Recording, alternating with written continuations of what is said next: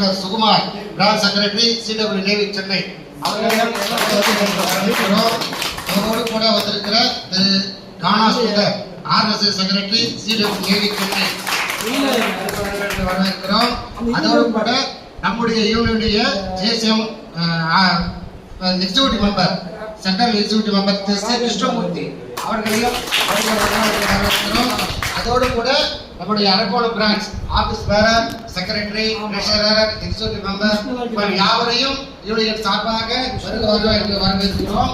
அதோடு கூட வந்திருக்கிற எல்லாருக்கும், சங்க உறுப்பினர்கள் வந்திருக்கிற எல்லா சங்க உறுப்பினர்களையும் யூனியன் சார்பாக வருக என்று வரவேற்கிறோம். எல்லாருக்கும் ஒரு சின்ன ரிக்வஸ்ட், தயவுசெய்து போனை மட்டும் கொஞ்சம் சைலண்ட்ல வச்சுங்க, கொஞ்சம் கோஆபரேட் பண்ணுங்க. மீட்டிங் சீக்கிரம் நடத்துறதுக்கு ஒத்துழைப்பு கேட்கிறோம். நன்றி, வணக்கம்.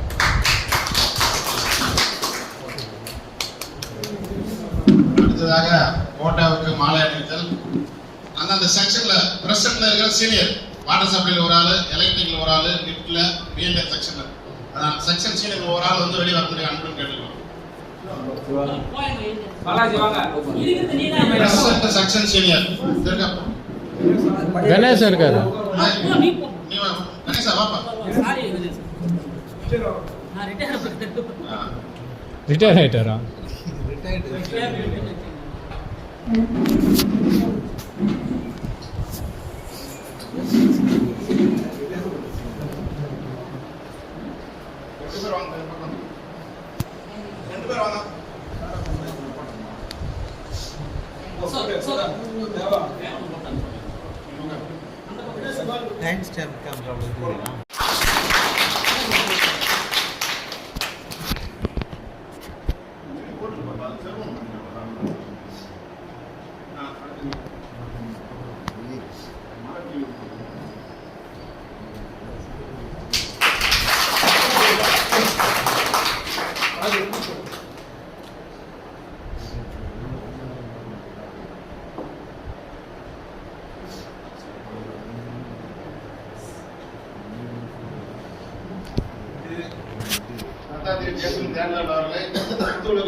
அன்போடு அழைக்கின்றோம்.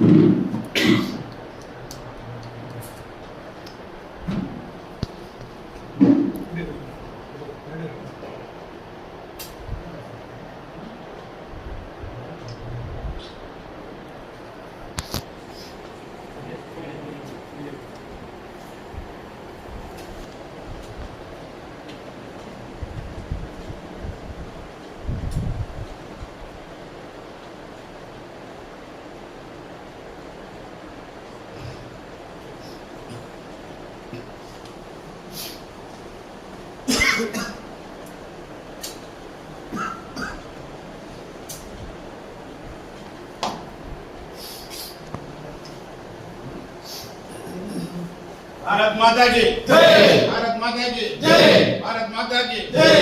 अंबेडकर जिंदाबाद, अंबेडकर जिंदाबाद, अंबेडकर जिंदाबाद।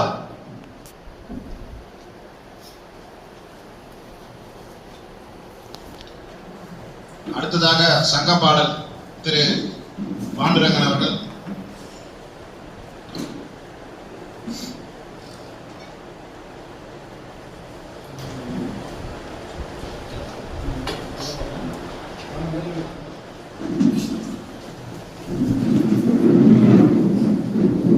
அனைவருக்கும் இனிய காலை வணக்கம்.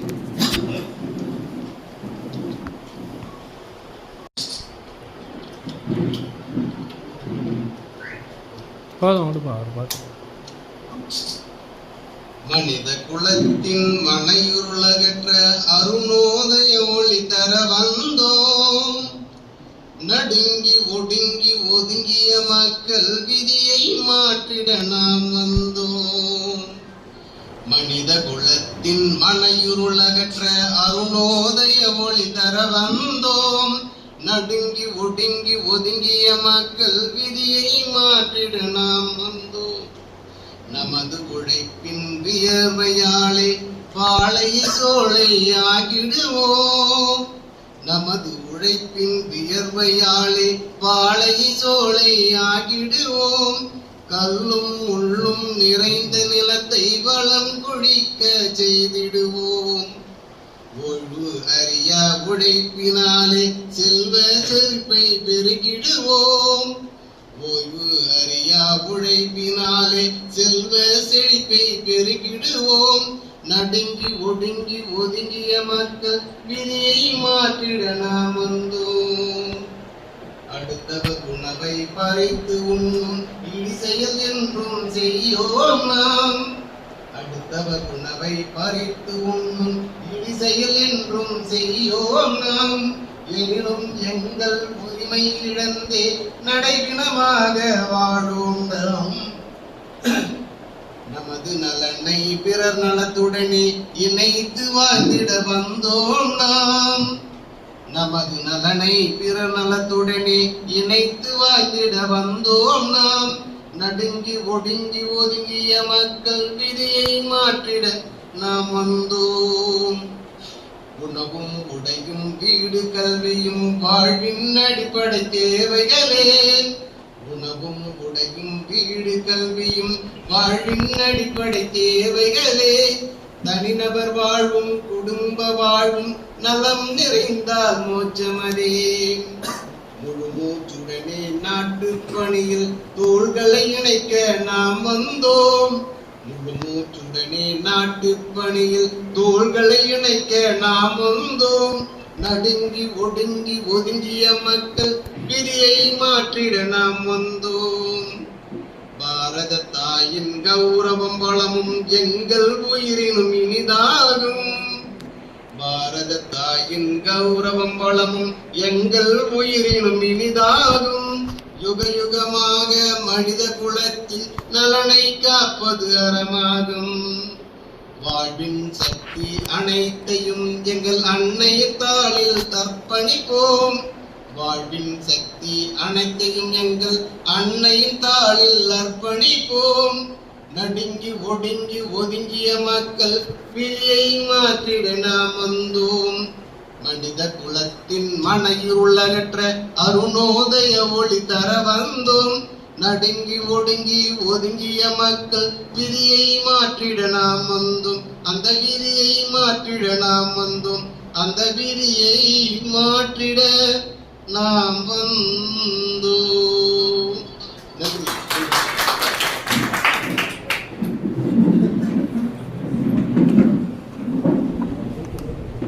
அடுத்ததாக நமது சிறப்பு அழைப்பாளரை கௌரவிக்க நேரம் நமது தேசியம் தேர்தல் நண்பர் திரு தத்தாதிரி அவர்களுக்கு தலைவர் திரு அசோகன் அவர்கள் இந்த நூலாடியை முன்னாடியாக அனுப்பினார்.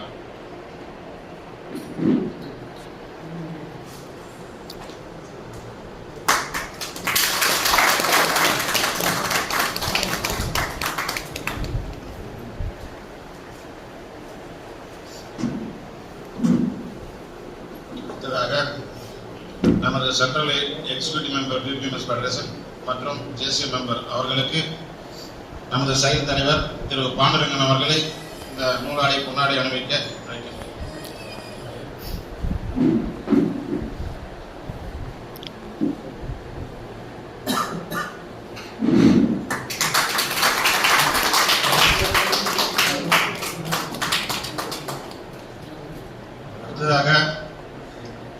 அடுத்ததாக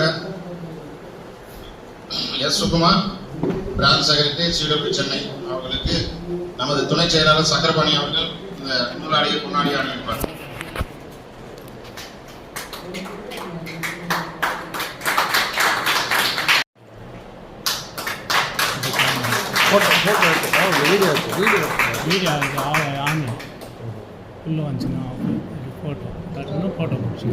அடுத்ததாக தலைமையுரை ஆற்றும்படி நமது சங்க தலைவர் அசோகனை நம்முடன் நடிக்கிறார்.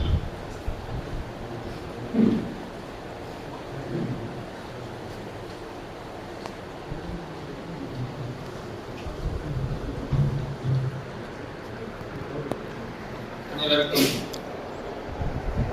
இனிய காலை வணக்கம்.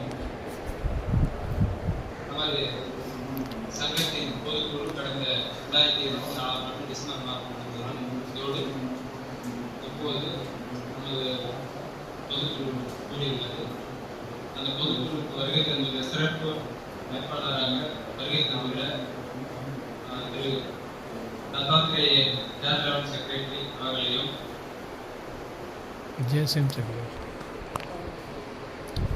திரு Sukumar branch secretary CWNAV Chennai அவர்களையும் திரு கானா சௌந்தர் அவர்களை ஆர்கனைசிங் செக்ரட்டரி அவர்களையும் இந்த கூட்டத்திற்கு வரவேற்று நமது சங்க எக்ஸிகியூட்டிவ் தலைவர், CIC மெம்பர், ஆர்கனைசிங் செக்ரட்டரி மற்றும் உறுப்பினர்கள் அனைவரையும் வருக வரவேற்று எனது உரையை துவங்குகிறேன். நமது சங்கம் ஆரம்பித்து கிட்டத்தட்ட நமது உறுப்பினர்களுக்கான எல்லா வெல்ஃபேர் பாயிண்ட் தொடர்ந்து செஞ்சுக்கிட்டு இருக்கோம். அந்த வகையில கடந்த 2-3 வருடங்களாக நமது உறுப்பினர்களுக்கு இல்ல மற்ற தொழிலாளர் யூனியனை சார்ந்த உறுப்பினர்களுக்கும் நமது சங்கத்தின் பெரும் போராட்டத்தின் காரணமாக எண்ணிலடங்காத வெல்ஃபேர் பாயிண்ட்ஸ் நம்ம செஞ்சிருக்கிறோம்.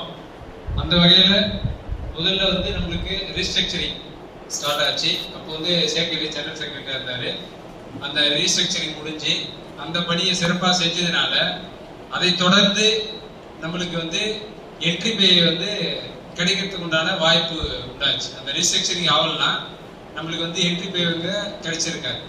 அதே மாதிரி MACP-ல நம்ம ஒவ்வொரு தொழிலாளருக்கும் MACP வர சொல்றோம். அவங்க அவங்களுக்கு தகுந்த ஆப்ஷன் நம்ம எடுக்கணும். அந்த ஆப்ஷன் எடுக்கிற இது நம்மளுக்கு ஆபீஸ்ல யாருமே கிளர்க்குங்கெல்லாம் நமக்கு சரியா சொல்லாதனால தவறான ஆப்ஷன்லாம் எடுத்து பிறகு அது தவறு என்று தெரிந்து நம்ம எல்லாம் ஆப்ஷன் எந்தெந்த தொழிலாளிக்கு அவங்க எப்ப அப்பாயின்மெண்ட் எப்ப இன்கிரிமெண்ட் கிடைக்கும் அதுக்கு தகுந்த மாதிரி செகண்ட் ஆப்ஷன் ஃபர்ஸ்ட் ஆப்ஷன் என்று எடுத்து அந்த MAC ஃபிக்சேஷனும் சிறப்பாக நமது சக்கரபாணி அவர்களின் முன்முயற்சினால நம்ம பே பெனிஃபிட் அடைஞ்சிருக்கோம். அதுக்கு அடுத்தது என்ட்ரி பே. என்ட்ரி பே முன்னாடியே 7CPC-ல நம்மளுக்கு அதே மாதிரி ஆப்ஷன் ரிவைஸ் கொடுத்துருந்தாங்க. அந்த 7CP ஆப்ஷனும் நானும் சக்கரபாணி UNR செக்ஷன்ல போய் கேட்க சொல்றோம். அப்போ ஒரு கிளர்க் இருந்தாங்க, அந்த மேடம் இருந்தாங்க. அவங்க ஆப்ஷன் எதுவும் கிடையாது, ஃபர்ஸ்ட் ஆப்ஷன் மட்டும்தான். ஆப்ஷன் யாருமே எடுக்க முடியாது, நாங்க போறது ஆப்ஷனு, நாங்க சொல்றது சைன் பண்ணிட்டு போங்க, அதான் ஆப்ஷன் சொல்லி சொன்னாங்க. அந்த மாதிரி ஃபிக்சேஷனும் பண்றதுக்கு முயற்சி பண்ணாங்க. நாங்க பெரும் போராட்டம் 2 பேருமே நடத்தினோம். நம்ம அப்போல்லாம் நம்ம மும்பைல இருந்து சத்யநாராயணன் சொல்லிட்டு அவர்கிட்ட தான் சில அட்வைஸ் எல்லாம் கேட்போம். ஆனா அவங்களும் தவறான ஆப்ஷன் தான் நம்மளுக்கு அறிவுறுத்தினாங்க. அது பிரகாரம் ஃபிக்சேஷன் வரக்கூடாதுன்னு பெரும் போராட்டம் நடத்தி நம்ம அந்த இடத்துலயும் 7CPC ஃபிக்சேஷன் பெருமளவுல நம்ம அதை மாற்றி அமைச்சதுனால பே லெவல்ல நம்மளுக்கு பே ஹைக் நிறைய கிடைச்சது அந்த 7CPC. அதுக்கப்புறம் என்ட்ரி பே தொடர்ந்து லிஃப்ட் ஆபரேட்டருடைய ரீஸ்ட்ரக்சரிங் கேஸ், இந்த மாதிரி பல விஷயங்கள் தொடர்ந்து.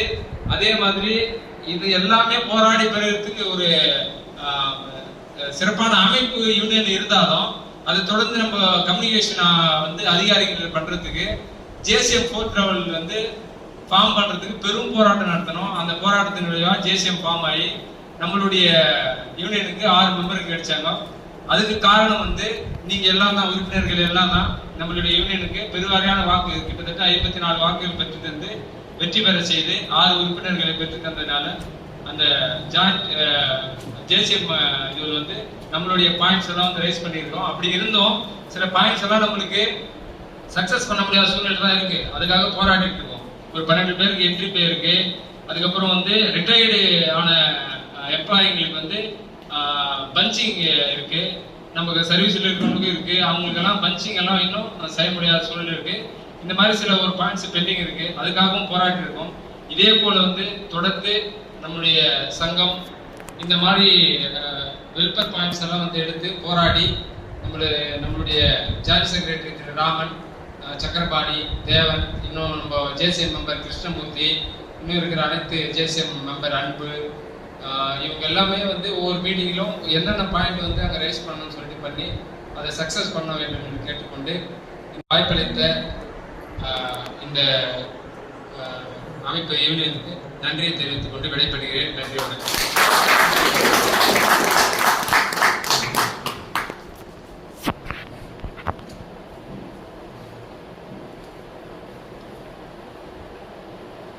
தலைமை உரையாற்றிய தலைவருக்கு நன்றி சொல்லி நான் அடுத்ததாக பொதுச் செயலாளருடைய ஆண்டறிக்கை ஒரு 10-15 நிமிஷம் முடிச்சிடலாம்.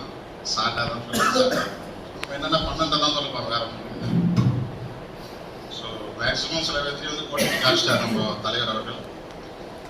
ஃபர்ஸ்ட் நம்ம அச்சீவ்மெண்ட் பார்த்தீங்கன்னா இதுல ரொம்ப 30 ஆண்டு காலமா நமக்கு ஜேசிஎம் போர்த் லெவலில் இல்லாதச்சு. அதனால என்ன பாதிப்புன்னு உங்களுக்கு எல்லாமே தெரியும். 2017 ட்ரேட் டெஸ்ட் பாஸ் பண்ணிட்டு இருந்தவங்களுக்கு டிபிசி போடாம இப்போதான் ஒரு வருஷத்துக்கு முன்னாடி எல்லாமே நடந்துச்சு.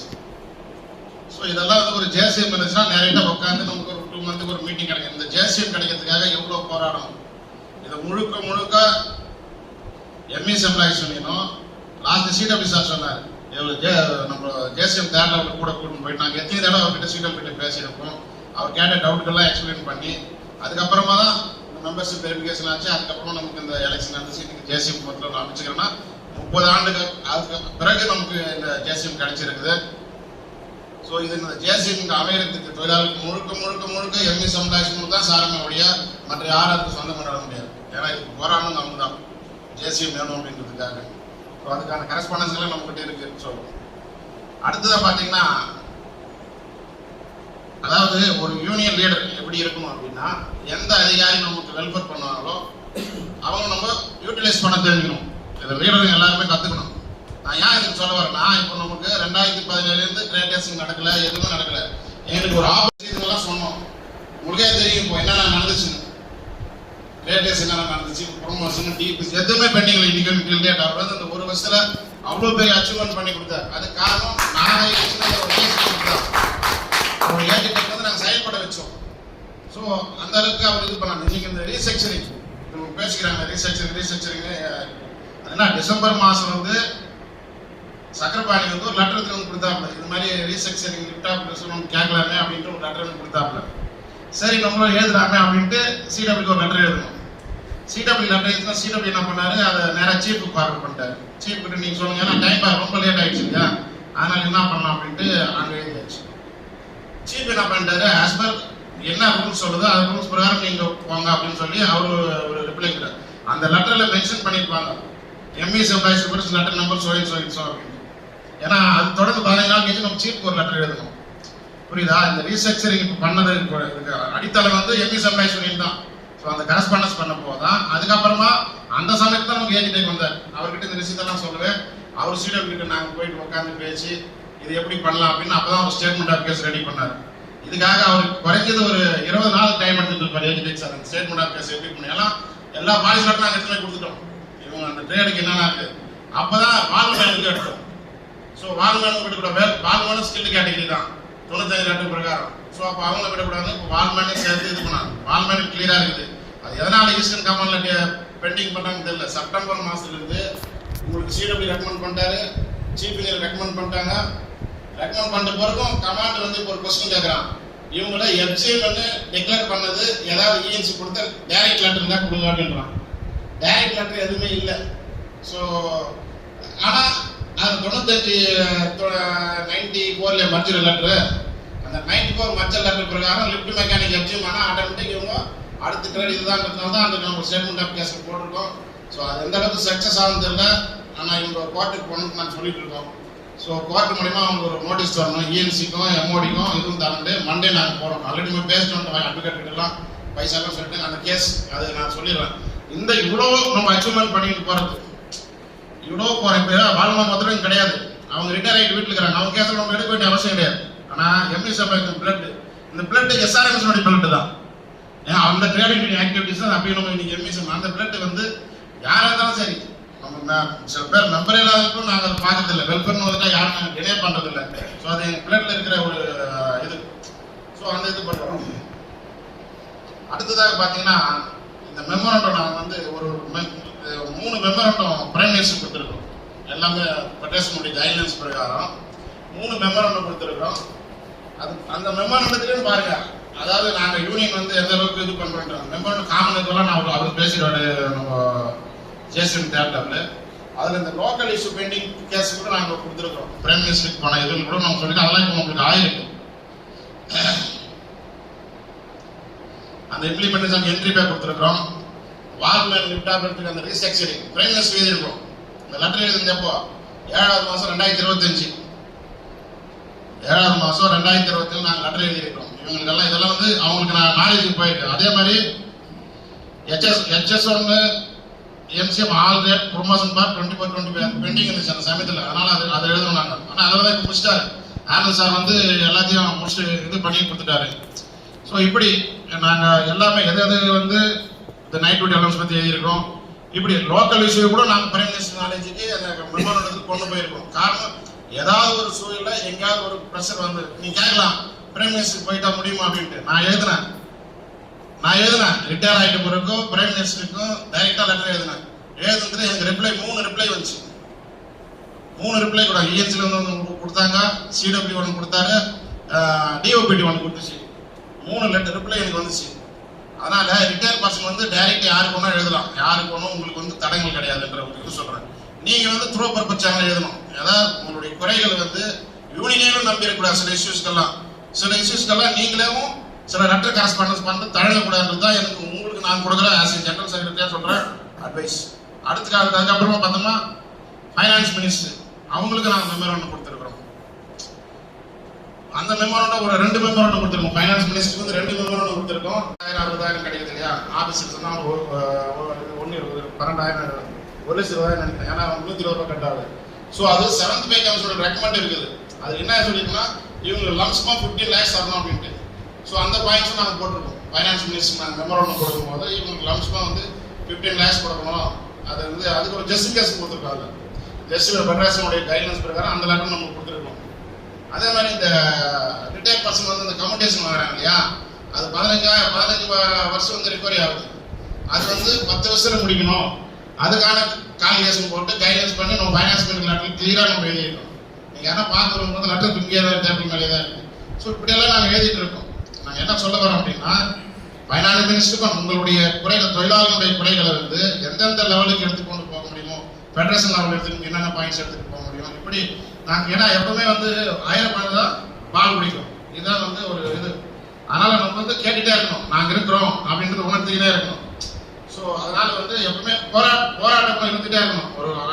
அதுதான் நம்மளுடைய இது. அதே மாதிரி பார்த்தீங்கன்னா CWக்கு மெமோரண்டம் கொடுத்தோம்.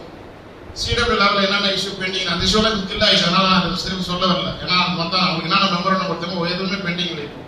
அவருக்கு தனியாக ஒரு மெமோரண்டம் கொடுத்தோம். எந்தெந்த இஷ்யூ வந்து பெண்டிங் இருக்குது அப்படின்னு CWக்கு தனியாக ஒரு மெமோரண்டம் கொடுத்தோம்.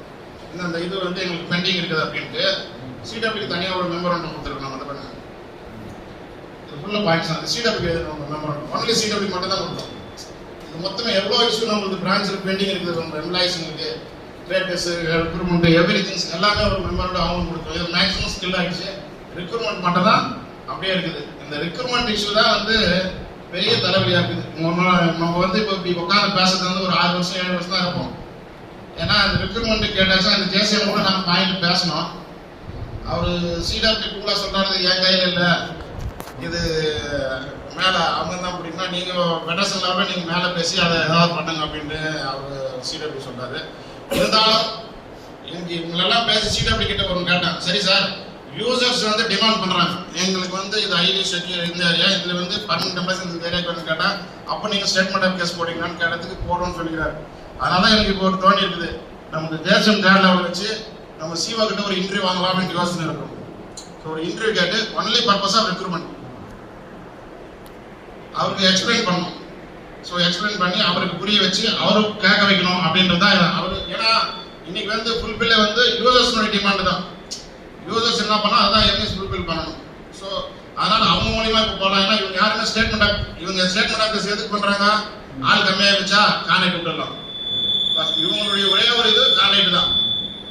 கான்ட்ராக்ட் இதுக்கு ஒரு எம்ப்ளாயிஸ் அப்பாயின்மெண்ட் பண்ணணும், இதுக்கு ஒரு ஸ்டேட்மெண்ட் ஆஃப் கேஸ் பண்ணணுமா, இதுவும் கிடையாது. இது ரிலேட்டடா வந்து இன்னொன்று பார்த்தீங்கன்னா என்ன சொல்றது, 5 வருஷமா நான் இதுக்கு போராடி இருக்கிறேன். அது நம்மளுடைய டியூட்டியே இல்லை, இருந்தாலும் அந்த மனசாட்சி உறுத்துது. ஏன் உறுத்துதுன்னா, நம்ம கூட ஒர்க் பண்றான் ஒரு எலக்ட்ரிஷியன் ஆகணும், அவுட் சோர்சிங் பர்சன் வந்து அவங்களுடைய சேலரி வந்து கவர்மெண்ட் கொடுக்குற சேலரியே நிர்வாகம் கொடுக்கறது கிடையாது. போட்டுடுறாங்க அக்கௌண்ட்ல, திருப்பி அவங்க எடுத்து கொடுத்துடணும். இவ்வளோ அமௌண்ட் எடுத்துன்னு திருப்பி அதுக்கு கான்ட்ராக்ட் கொடுத்துடணும். ஸோ இது வந்து டிசம்பர் மாதம் வந்து சேலரி கொடுக்கல அவங்களுக்கு. இது நான் தொடர்ந்து ஏற்கிட்ட 4 டைம் நான் பேசிட்டேன். இதுக்கு இடையில வந்து யாரோ வந்து அவுட் சோர்சிங் பர்சன் வந்து தப்பா ஒரு மொட்டகட்டேஸ்வரர் எழுதுகிறாங்க. ஒரு மொட்டகட்டேஸ்வரர் டிபார்ட்மெண்ட் சீட் எப்படி போய் நான் தப்பா எழுதிக்கிறேன். ஸோ அவுட் சோர்சிங் பர்சன் யாரோ பண்ணியிருக்காங்க. பட்டு தப்பா நாங்கள் வந்து மொட்டகட்டேஸ்வரர் வந்து என்கரேஜ் பண்ணுறது எப்பவுமே அந்த கிரெடிட் வந்து பண்ணுறோம். நாங்கள் எது எதுனாலும் ப்ராப்பராக லெட்டர் பண்ணி எடுப்போம், நேரடியாக பேசுவோம், ஃபைட் பண்ணுவோம். காரணம் எதுக்கு நான் என்ன சொல்ல வரேன்னா, இவங்களுக்கு கவர்மெண்ட் என்ன கொடுக்குதோ அந்த சேலரி வந்து இவங்களுக்கு கொடுக்க வைக்கணும். இன்னைக்கு சிடபிள்யூ நல்ல சிடபிள்யூ வந்ததுனால நம்ம சிடபிள்யூ ஆஃபீஸில் இருக்கிற அவுட் சோர்சிங் பர்சனுக்கு அப்படியே கிடைக்குது. அவங்களுக்கு என்ன கவர்மெண்ட் ஃபிக்ஸ் பண்ணிக்கலாம் 23,000 இப்போ நான் போய் நானும் சக்கரப்பாணி போயிருந்தேன் லாஸ்ட் வீக். அன்னைக்கு அந்த பாப்பாவை கேட்டனாங்க, இந்த சக்கரப்பாணி அவங்க கேட்கும்போது அந்த பாப்பா சொல்லிச்சு எங்களுக்கு 23,000 அப்படியே போட்டுடுறாங்க. இவர் வந்த போது இந்த சிடபிள்யூ வந்து போட்டுறாங்க. அப்போ நான் இதுல என்ன தெரியுது, இது முழுக்க அதிகாரிகளுடைய சுயநலம். அதிகாரிகளுடைய சுயநலத்தினால தான் இன்னைக்கு அவுட் சோர்சிங் பர்சன் வயிற்று அடிக்கிறாங்க. அது எங்களுக்கு விருப்பம் இல்லை. ஏன்னா ஒவ்வொரு டைம் அம்பேத்கர் போட்டாங்க, மாலை போட்டு பஞ்சாப் பண்ணிட்டு இருக்கு. எனக்கு அதுல இருக்க திட்டுற அம்பேத்கர் போயா இங்க மாலை போட்டு போறேன், என் மக்கள் வந்து இங்க வந்து அடிக்கு படிக்கணும். ஒரு சேலரி அவங்களுக்கு 20,000 தான் ஒரு ஃபேமிலியை ரன் பண்ண முடியும். 13,000 14,000 கொடுத்தா அந்த உறுத்துக்காக தான் நான் கேட்டேன் ஒவ்வொரு டைமும். அது தொடரும், அது நான் விட மாட்டேன், அது தொடரும். அவங்களுக்காக ஒரு சைடில் போராடி கொண்டு தான் இந்த யூனியன் வந்து இருக்கும். ஏன்னா அவங்களும் நம்மளுடைய ஒரு அங்கம் தான். அவங்க நம்மகிட்ட மெம்பராக இல்லைனாலும் அவங்களும் நம்மளோட ஒரு தொழிலாளி தான் பாதிக்கணும். அது நம்ம கூட வேலை செய்கிறாங்க இப்போ வந்துருக்கு. ஸோ அதனால அந்த ஒரு இஷ்யூ நம்ம எடுத்துகிட்டு இருக்கோம். அதுக்கப்புறம் பார்த்தீங்கன்னா ஃபெடரேஷனுக்கும் நாங்கள் சில பாயிண்ட்ஸ் கொடுத்துருக்கோம். நீங்கள் என்னென்ன பாயிண்ட்ஸ் ஃபெடரேஷன் நாங்கள் கொடுத்துருக்காங்க, சில பாயிண்ட்ஸ்லாம் எடுத்துருக்காங்க. இதெல்லாம் தனியாக ஃபெடரேஷன் நாங்கள் எழுதுறோம். என்னென்ன பாயிண்ட்ஸ் வந்து பெண்டிங் இருக்கு, இந்த இஷ்யூலாம் பாருங்க அப்படின்னு சொல்லி அவங்களுக்கு எடுத்துருக்கோம். இதில் காமனாக வந்து எல்லாமே காமன் தான். பாயிண்ட் ஒரு சார்ஜ் மெக்கானிக் போஸ்ட் வந்து கிரியேட் பண்ணணும்னு ஒரு பாயிண்ட் கொடுத்துருக்கோம். எம்சிஎம் இல்லையா, எம்சிஎம் அடுத்து ஒரு சார்ஜ் மேன் போஸ்ட் வேணும் அப்படின்னு கேட்டிருக்கோம். வேகன்சி ரிக்ரூட்மெண்ட் கேட்டிருக்கோம். அப்புறம் அந்த எம்சிஎம் டிபிசி எல்லாம் கமாண்ட்லாம் தேவையில்ல, இது சிடபிள்யூ லெவல்லே பண்ணுவோம். இதுக்கான இது பண்ண ரொம்ப பண்ண முடியாது. ஃபெடரேஷன் லெவலில் தான் பாயிண்ட் அவங்க ரேஸ் பண்ணி அவங்க தான் பண்ண முடியுது. அது ஒன்று கொடுத்துருக்கோம். அப்புறமா ஜிஇல வந்து ஒரு ஏ1 கோர்ஸ் கிரியேட் பண்ணுங்க. ஸோ இப்படி ஒரு பாயிண்ட்ஸ் கொடுத்துருக்கோம். அப்புறமா வந்து இண்டஸ்ட்ரியல் பர்சன் வந்து குவாலிஃபைடாக இருக்கிறவங்களுக்கு வந்து அவங்களுக்கு வந்து எல்டிசியாக போகிறதுக்கும் ஒரு வழிவகை பண்ணி கொடுங்க. ஸோ யாராவது குவாலிஃபைட் இருந்தீங்களோ எல்டிசி போனோம் வருங்க. அதே மாதிரி வந்து ஜாவேதார் சபாய் வளாக்கு வந்து ஒன் டைம் அவங்களுக்கு வந்து ரீடிஸ்ட்ரிபியூஷன் பண்ணுறதுக்கு மேட் எஸ்எஸ்க்கு ஆகிறதுக்கு அவங்களுக்கு ஒரு வாய்ப்பு கொடுங்க. ஒரு டைம் இண்டஸ்ட்ரியில் வரதுக்கு லைக் பண்ணுறாங்க, அங்கே போனால் ப்ரொமோஷன் கிடைக்கும். ஸோ இதெல்லாம் நம்ம வந்து முகேஷ் சிங் சார் பேர் கூட நம்ம எழுதிக்கணும். பாருங்க, முகேஷ் சிங் சார் பேர் கூட தான் நம்ம எழுதிக்கணும். என்னென்ன பாயிண்ட்ஸ் நம்ம இதெல்லாம் வந்து காமன், இதெல்லாம் வந்து இதெல்லாம் வேணும் அப்படின்னு சொல்லிட்டு நம்ம கேட்கணும். இது சிலது ஃபெடரேஷன் அவங்க லெவலில் என்னென்ன முடியுன்றதை அவங்க டேக்கப் பண்ணியிருக்காங்க. அதே மாதிரி பார்த்தீங்கன்னா ஃபெடரேஷன் மீட்டிங் லாஸ்ட்டாக வந்து நாக்பூர் நடந்துச்சு. அது 7 டெலிகேட் நம்ம போய் கலந்துட்டு இருக்கோம். கலந்து நம்மளுடைய பிரச்சனைகள், அதுக்கு நம்ம எம்பிஎஸ் டைரக்டர் மீட்டிங் நடக்கும். அதில் வந்து நம்ம என்னென்ன இஷ்யூவாக அது அதுக்கடுத்தா பார்த்தீங்கன்னா இப்போ லாஸ்ட் வீக் தான் நானும் சக்கரை பண்ணி சீரியல் ஆஃபீஸ் போனோம். காரணம் வந்து ஓஎஸ் புதுசாக வந்திருக்காரு. ஸோ நம்ம என்னென்ன ஜேசனோட பெண்டிங் இஷ்யூ இருக்குது அவர்கிட்ட ஃபேஸ் பண்ணணும். இந்த பஞ்சிங் இன்க்ரிமெண்ட்டு என்ட்ரி பேர் 11 பேருக்கு வந்து பெண்டிங் இருக்குது. அது என்ன ரீசனு அந்த லெட்டர்லாம் எடுத்துட்டாரு. மொத்தம் 4 ஃபைல் நாங்கள் என்ன சொல்லணும், அந்த ஃபைனல் எடுத்துட்டு நான் உடனே இதுக்கு ரிமைண்டர் பண்ணுறேன் அப்படின்னு சொல்லியிருக்காரு.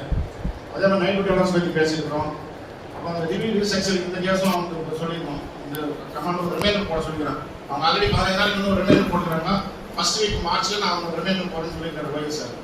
ஸோ இதெல்லாம் நான் வந்து அப்புறம் அந்த மர்ஜர் ஆப்பில் விட்டால் அந்த எஃப்ஜிஎம் மர்ஜ் பண்ண சொல்லி அது வீடியோ கம்ப்ளீட் பண்ண சொல்லி அதை சொல்லியிருக்கோம். ஸோ நாங்கள் சொன்ன 5 பாயிண்ட் அவர் டைரியில் நோட் பண்ணினாரு.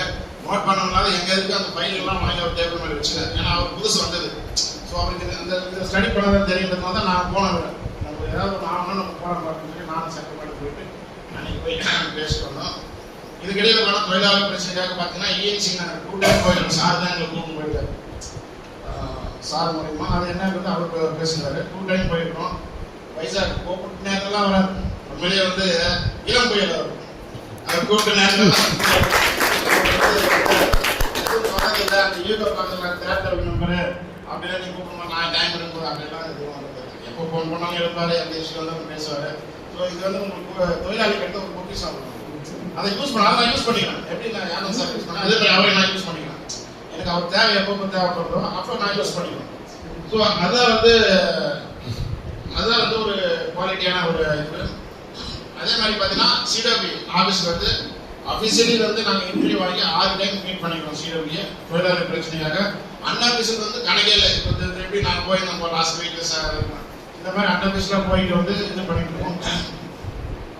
அதுக்கப்புறமா மோச்சா ஃபெடரேஷனுடைய கைட்லைன்ஸ் பிரகாரம் மோச்சா வந்து பார்த்தீங்கன்னா இன்ஃபரண்ட் ஜி ஆஃபீஸில் ஒரு 4 டைம் நம்ம பண்ணிக்கிறோம். கேட் மீட்டிங் மாதிரி போயிட்டு லஞ்ச் அவர் நம்ம பண்ணிக்கிறோம். அது எத்தனை பெண்டிங் இஷ்யூ லோக்கல் இஷ்யூ மெம்பரோட குடும்பம் அதெல்லாம் பண்ணிக்கிறோம். அடுத்ததாக compulsory ground appointment. Compulsory ground appointment last 2023 அப்புறமா போர்டே பண்ணல. 2023 தான் லாஸ்ட் போர்டு. அது இது வரைக்கும் கிடையாது. இப்போ இது பார்த்தீங்கன்னா ஒரு 15 பேர் டெத் ஆகிட்டு அவங்களுக்கு கிடைக்க வேண்டிய வேலையும் கிடைக்கல. ஆனால் லைவ்லுக்கு இருந்து ஒரே 4 பேர் தான். மீதி பேர்லாம் டாக்குமெண்ட் அவங்க விட்டு கிடைக்காதுன்னு எந்த கரஸ்பாண்டன்ஸ் எதுவும் பண்ணாம அது பாருங்க. இதுதான் அவங்களுடைய மொத்த ஹிஸ்ட்ரி. நான் எல்லாத்தையும் எடுத்து வச்சுக்கிறேன். ஏன்னா இதுக்குள்ள ஒவ்வொருத்தருடைய ஹிஸ்ட்ரி, அந்த 15 பேருடைய ஹிஸ்ட்ரி, யார் யாரு டெத் ஆகிட்டு அவங்க கிடைக்காது. அதுல 4 பேர் மட்டும் இப்போ லைவ்ல இருக்காங்க. அந்த 4 பேர் லைவ் இருக்காங்க. யார் யார் பார்த்தீங்கன்னா, ஏன்னா நீங்க தெரிஞ்சு நாகேஸ்வரா கேஸ் அவருக்கு ஒன்று இருக்கு, மகி கேஸ் ஒன்று இருக்கு, ஆறுமுக லிப்டாப் ஒன்று இருக்குது, கலைவாணனா எலக்ட்ரிஷன். அவங்க இந்த 4 பேர் தான் லைவ்ல இருக்கு. இப்போ போர்டு இப்போ வச்சாலோ இவங்க தான் போவோம். நம்மளுடைய துரதிருஷ்டம் இவங்களுக்கு நம்ம எலக்ட்ரிஷன் ரவிச்சந்திரன் அவர் செத்து 2 வருஷத்துக்கு மேலே ஆகுது. இன்னும் அவருடைய டாக்குமெண்ட்ஸ் தான் வந்து ஃபில் பண்ண டாக்குமெண்ட்ஸ் ஜி ஆஃபீஸர் எடுத்து ஜி விட்டு போல. அவங்க கேட்டால் என்ன சொல்றாங்க, போர்டு ஆகும்போது நாங்கள் அனுப்புறோம், இப்போ அனுப்பினாலும் நாங்கள் வேஸ்ட்டு அப்படின்னு சொல்லி அதை அப்படியே இங்கே வச்சுட்டு இருக்கிறாங்க. இந்த டிலே தான் இருக்கிறாங்க. என்ன பர்பஸ்க்காக இந்த கம்பல்சரி கிரவுண்ட் கவர்மெண்ட் சொல்றோம், அந்த பர்பஸ் ஃபுல்ஃபில் ஆக மாட்டேங்குது. ஒரு 3 வருஷம் 4 வருஷம் அதுக்காக ஃபெடரேஷன் ஒரு பாயிண்ட் கொடுத்துட்டாங்க. நாங்கள் அங்கே ரிக்வஸ்ட் ஃபெடரேஷனுக்கு வந்து இது 1 டைம் இப்போ ரெக்ரூட்மெண்ட் வேகன்சி எல்லா இடத்துலையும் இருக்கும். இது வந்து 1 டைம் ரிலாக்ஸ் பண்ணி அந்தந்த ஜியில் எவ்வளோ வேகன்சி இருக்குதோ அந்த அந்தந்த தகுதிக்கு ஏற்பாடு அவங்க படிப்புக்கு தகுந்த மாதிரி வயசு ரிலாக்ஸேஷன் கொடுத்து அப்பாயின்மெண்ட் போட்டால் ரொம்ப நல்லா இருக்குன்றது தான் என்னுடைய ஃபெடரேஷனுக்கு அன்பான ஒரு இந்த நேரத்தில் கோரிக்கை. இதை நாங்கள் ரைட்டிங்கோட கொடுக்க ரெடியாக இருக்கோம். ஏன்னா கம்பல்சரி அவங்களுக்கு ஒன்றுமே தெரியாது, வராங்க போகிறாங்க. ஸோ என்ன நடக்குது ஆஃபீஸுக்கு தெரிய மாட்டேங்குது. இப்போ அவங்க ஃபோன் பண்ணுறாங்க, ஆனால் இங்கே இருக்குது டேபிளே தான் இப்போ கண்காணிக்கணும்னு வச்சுங்க. ஆனால் இதே சில பேர் மிஸ்யூஸ் பண்ணுறாங்க. எனக்கு பாண்டங்க ஒருத்தருக்கு சொன்னாப்புல, பேர் யாருக்கு பாண்டங்க, அவர்கிட்ட யாரை வந்து நாங்கள் பண்ணி தரேன் இது தரேன் ஒரு 1000 ரூபாய் வாங்கி போட்டுக்கிறாங்க. என்ன இது அநியாயம் பண்ண? ஒரு வீடு எரிக்குது, ஒரு வீட்டுக்காரர் எழுந்துட்டுக்கிறாங்க, அவங்களை நம்ம பார்த்து பரிதாபப்படணுமா இல்லை எரிய வீட்டில் போன வரைக்கும் லாபம் நான் பண்ணி தரேன் கிணி தரேன் அப்படின்னு சொல்லி பண்ணணும்? இதெல்லாம் ரொம்ப தப்பான விஷயம். இதை நான் அதாவது நம்ம பண்ணல, யாரோ ஒரு எக்ஸசைஸ் பண்றாங்க. அதனால அந்த பையனை கூப்பிட்டு நான் சொல்லிட்டேன், இல்லைப்பா அது மாதிரி எல்லாம் கிடையாது, என்ன நேரா இவன் பார்க்க ஃபைல் என்ன போய் சொல்லுதுன்னு பார்க்கலாம். தேவையில்லாம நான் இது பண்ணிக்கிறேன் அது பண்ணிக்கிறேன் அதெல்லாம் யாரும் ஒன்றும் பண்ண முடியாது. மார்க் பேஸ் தான் கிடைக்கும் கம்பல்சரி அப்பாயின்மெண்ட். அதனால வந்து அப்படி சொல்லி அவங்க அட்வைஸ் பண்ணி நம்ம அனுப்பணும். ஸோ நான் எதுக்கு சொல்ல வரேன்னா, நம்ம ஜனங்க இப்படி ஏமாந்துடுறாங்க. அதுக்கு அதே மாதிரி அடுத்து இன்னொன்று முக்கியமானது சார், ஒரு 4-5 வருஷத்துக்கு முன்னாடி அந்த ஃபெடரேஷன் எழுதுனாங்க. அதுக்கப்புறம் என்ன ஃபெடரேஷன் இருக்கிற ஒரு ட்ராபேக் வந்து மறந்துடுறாங்க. அதாவது வந்து இந்த கம்பல்சரி கிரவுண்ட் அப்பாயின்மெண்ட்ல வந்து என்னன்னா, இந்த வருஷம் போர்டுக்கு போறாங்க, போர்டில் அவங்க எக்ஸப்ட் ஆகல, மார்க் கம்மி. சரி அடுத்த வருஷம் போர்டுக்கு போனா திருப்பி அவங்க போய் வருமான சர்டிஃபிகேட் போய் வாங்கிட்டு வரணும். இன்னைக்கு சிவில்ல போயிட்டு ஒரு வருமான சர்டிஃபிகேட் எதுவும் வாங்கினா சும்மா கொடுத்துறானா? எவ்வளோ அலைச்சல். ஒரு லேடிஸ் அவங்க எதுவுமே தெரியாது, போயிட்டு அழைக்க அழகணும். ஸோ இதற்கு வந்து ஃபெடரேஷன் வந்து இது கவனத்தில் கொண்டு வந்து இதுக்கு ஏதாவது ஒரு வழி பண்ணணும். ஒரு டைம் கொடுத்தாச்சுன்னா அவங்க எத்தனை டைம் போர்டுக்கு போனாலும் அது என்ன கொடுத்தாலும் நீங்க சரி ஓகே அவங்க பென்ஷன் வாரம் பென்ஷன் இன்க்ரீஸ் ஆகும் உங்களுக்கு தெரியல, பென்ஷன் டிஆர் இவ்வளோ கட்டிருக்கோம் அப்படின்ட்டு எத்தனை வருஷம் அதை நீங்களே கூட்டி நீங்களே கால்குலேஷன் பண்ணி போட்டு அனுப்பிடுங்க. ஸோ இது தேவையில்லாமல் வந்து இது ஒரு அலைச்சல். கம்பல்சரி கிரவுண்ட் 100% நீங்க கொடுக்கறது இல்லை, 5% தான் கொடுக்குறீங்க. அந்த 5% டிலே பண்ணி கொடுக்குறீங்க. ஸோ அதனால வந்து இது அது இந்த இஷ்யூ கம்பல்சரி அப்பாயின்மெண்ட்டை பொறுத்த வரைக்கும் ஃபெடரேஷன் வந்து அது ஒரு தனி கவனம் கொடுத்து ஒன் டைம் ரிலாக்ஸேஷன் வரணும் எல்லாருக்குமே. இப்போ நான் சொன்ன மாதிரி ஒரு 15 கேஸ் நம்ம ஜியில் இருக்குது. ஸோ அது மாதிரி ஒவ்வொரு ஜியில் இருக்கும். பார்த்து ஒரு 4 வருஷம் மூவ் பண்ணோம், 5 வருஷம் சார் போப்போம் அப்படின்னு போட்டு வேலைக்கு போயிடுறாங்க. ஸோ அதனால அந்த ஒரு இஷ்யூ நம்ம வந்து நம்ம கவனத்தில் கொண்டு வர ஃபெடரேஷனுக்கு இதுதான் மேக்ஸிமம். இன்னும் எல்லாரும் சொல்லிட்டே போயிடுறேன். ஏன்னா நான் மீட்டிங் ஆரம்பிச்சு லேட்டாக போய் ஆரம்பிச்சிட்டோம். அதனால உங்களை ரொம்ப நேரமாக காக்க வைக்க விரும்பல. ஸோ அடுத்து மெயினாக இப்போ இருக்கிறது எங்களுக்கு வந்து ரெக்ரூட்மெண்ட் தான். திருப்பி உங்களுக்கு சொல்கிறேன். அது எனக்கு யாருன்னு யோசிங்க, ஒவ்வொருத்தரும் போயிருந்தோம் ஒழிய இந்த இதுக்கு என்ன பண்ண முடியும் அப்படின்றது நாங்கள் தான் யோசிச்சுட்டு இருக்கிறோம். ஃபர்ஸ்ட் நாங்கள் சிஓக்கு ஒரு மீட்டிங் நடக்கும். அதுக்கடுத்து என்ன அவர் என்ன சொல்றாரு அப்படின்னு கேட்டுட்டு அதுக்கடுத்து என்ன பண்ணணும், ஃபெடரேஷன் போஸ்ட் பண்ணணும் அப்படின்னா நான் பிஎம்எஸ் கூட ஒரு தனியாக லெட்டர் எழுதலாமான்னு யோசிச்சுக்கிறேன். பிஎம்எஸ் ஹெட் அட்ரஸ் ஒரு கொடுத்தாருன்னா அவங்களுக்கு ஒரு லெட்டர் எழுதானே இருக்கிறேன். ஏன்னா பிஎம்எஸ்க்கும் பிஜேபிக்கும் ரிலேஷன். ஏன்னா அவங்க தான் நம்ம மொத்தமே பிஎம்எஸ் அவங்க தான் நேரம். எப்படி ஆர்எஸ்எஸ் எப்படி பிஜேபி ரன் பண்ணதோ அதே மாதிரி பிஎம்எஸ் கண்ட்ரோல் தான் இவங்கெல்லாம் ஃபெடரேஷன் எல்லாம். ஸோ அதனால பிஎம்எஸ் ஹெட்டுக்கு வந்து நம்ம இது எழுதலாம். ரெக்ரூட்மெண்ட்டே இல்லை, எம்ப்ளாயிஸ் நான் யூனியன் வச்சு ஃபெடரேஷன் வச்சு என்ன போயிடும், பேஸே கிடையாது, சுத்தமா கிடையாது. எல்லாமே ரிட்டையர் ஆகி போயிடும். 32-33 அப்புறமா ஒரு எம்ப்ளாயிஸ் இண்டஸ்ட்ரி இருக்க மாட்டான். அப்ப நான் யூனியன் யாரை வச்சு நடத்திங்கிறது, ஃபெடரேஷன் யார் இருக்க முடியும், தொழிலாளி இருந்தா தானே. அப்ப நமக்கு எது முக்கியம், மனுஷனுக்கு எப்படி உணவு முக்கியமோ அதே மாதிரி இந்த ரெக்ரூட்மெண்ட், இந்த பேஸுக்கு ரெக்ரூட்மெண்ட் மெயின் முக்கியம். அதனால தொழிலாளர்கள் இந்த ரெக்ரூட்மெண்ட்டுக்காக ஃபெடரேஷனும் சரி பிபிஎம்எஸும் சரி இதுக்கு வந்து ரொம்ப ஸ்ட்ராங்கா என்னென்ன ஸ்டெப் எடுத்து முடியுமோ எடுத்து அட்லீஸ்ட் அந்த மேட் ரெக்ரூட்மெண்ட் வந்து நடந்தா நல்லா இருக்கும். அப்போதான் நம்ம யூனியனை வந்து வளரும். யூனியன் இருக்காது, அப்படியே போயிட்டே இருக்கும். ஏன்னா ஆளு தான் யூனியன் நடத்துறதுக்கு அப்படி சொல்லிக்கொண்டு எனக்கு பேசுவதற்கு வாய்ப்பு கிடைத்தது. அதுக்கு அனைவருக்கும் நன்றி தெரிவித்துக் கொள்கிறேன். அடுத்ததாக பொருளாளர் தன்னுடைய ஆண்டு அறிக்கையை வாசிப்பார். ஆண்டு அறிக்கை. என்னை பொருளாளராக நியமித்த அனைத்து சார்ந்த உறுப்பினர்களுக்கும் நன்றியை தெரிவித்துக் கொள்கிறேன். இந்த நிதியாண்டில் நம்முடைய யூனியன் பொருளாளராக என்னால் முடிந்தவரை சங்கத்தின் கணக்கு நிர்வாகத்தை கவனிக்க முடிந்தது. இந்த ஆண்டின் கணக்கு நிலவரங்களை தங்களுக்கு முன்பாக சமர்ப்பிக்க ஆசைப்படுகிறேன். 2024 நவம்பர் மாதம் நான் பொருளாளராக யூனியன் பொறுப்பேற்றுட்டேன். அன்றைக்கு என்னிடம் ரூபாய் 24,667 ஒப்படைக்கப்பட்டது. இதனுடைய செலவுகள் யூனியனுடைய லெட்டர் கரஸ்பாண்டிங் மற்ற இதர செலவுகள் 1920 நவம்பர் மாசத்துல செலவாயிருக்குங்க.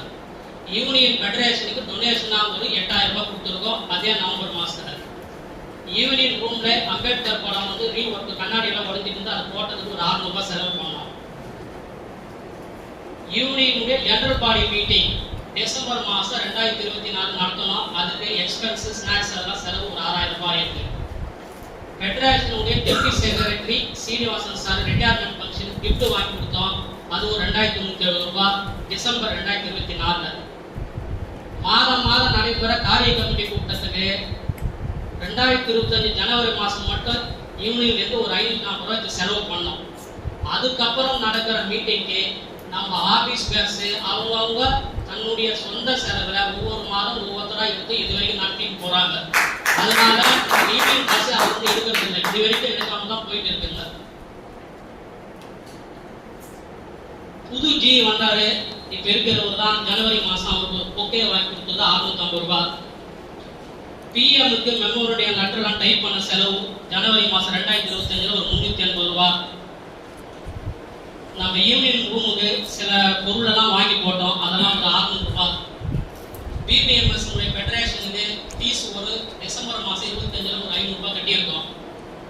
லேபர் ஆஃபீஸ் போயிட்டு வந்த செலவு ஒரு மார்ச் மாசம் 2025 250 செலவாயிருக்கு. நம்ம ட்ரெஸ் அலவன்ஸ் கேஸ் ஒன்று போட்டிருக்கோம். அது போயிட்டு இருக்குது, ஏறி தள்ளி போயிட்டு இருக்குங்க. அதில் வந்து நம்ம ஜனவரி பிப்ரவரி மாதம் அட்வொகேட் போய் 2 வாட்டி பார்த்துட்டு வந்தோம். அது ஒரு 1220 செலவாயிருக்குங்க. மொத்த காசு வந்து என்கிட்ட இருந்தது 24,667. நவம்பர் 2024 மார்ச் இன்னைக்கு தேதி வரைக்கும் 22,816 ரூபாய் செலவாகிட்டு கையிருப்புல 1,900 ரூபாய் வச்சிருக்கிறேன். இது போக போன வருஷம் சந்தா 60 ரூபாய் சந்தா இருந்ததை நம்ம இன்க்ரீஸ் பண்ணணும்னு சொல்லி 240 ரூபாய் வசூல் பண்ணியிருக்கோம். போன ஜனவரியிலிருந்து டிசம்பர் வரைக்கும் 12 மாசத்துக்கு 53 மெம்பர் கிட்ட இருந்து 12,700 ரூபாய் வாங்கியிருக்கிறோம். அந்த காசு கையிருப்பில் இருக்கு. பழைசு ஒரு 1,900 ரூபாய். மொத்த கையிருப்பு வந்து 14,620 ரூபாய் இன்னைக்கு தேதிக்கு என்கிட்ட இருக்குங்க. இதான் என்னுடைய கணக்கு வழக்கு. மேற்கொண்டு நம்ம யூனியன் மூலமா ஒரு சீட்டு ஒன்று நடத்துறோம். நம்ம அதோட கமிஷன் காசு நடத்துறவங்களுக்கு ஒரு 500 ரூபாய் கொடுத்து மீது நம்ம யூனியன்ல வச்சிருக்கோம். செலவு தனியா இருக்குங்க. இது இந்த மாசம் அந்த யூனியன் சீட்டு முடிஞ்சிச்சுங்க. மறுபடியும் புதுசா வந்து தேவன் அவர்கள் எடுத்து நடத்த போறாரு. நீங்க உறுப்பினர்களும் ஆபீஸ் பேரும் கட்டாயம் ஒரு சீட்டு போட்டா நம்ம யூனியன் இன்னும் கொஞ்சம் வளர்ச்சிக்கு அந்த பணம் வந்து யூஸ்ஃபுல்லா இருக்கணும்னு எனக்கு தாழ்மையான வேண்டுகோள். எனக்கு இந்த வாய்ப்பு கொடுத்த அனைத்து உறுப்பினர்களுக்கும் ஆபீஸ் பேருக்கு நன்றி தெரிவித்துக்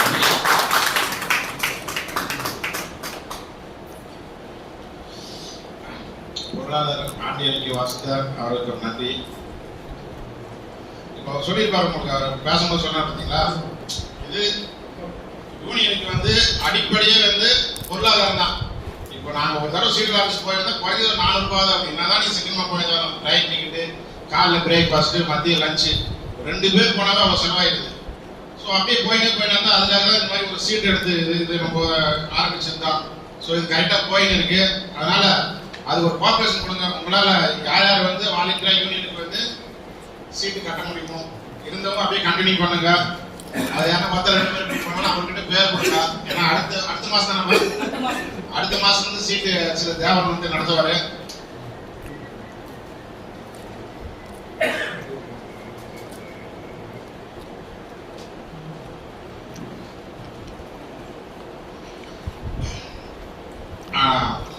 அதனால நாங்களே வந்து எப்படி பண்ணிக்கிறோம்னா, இப்போ எக்ஸிக்யூட்டிவ் மீட்டிங் நடக்கும்போது ஒவ்வொரு ஆபீஸ் பேர் எக்ஸிக்யூட்டிவ் ஒவ்வொரு மாசம் அவங்க செலவு எடுத்துப்பாங்க.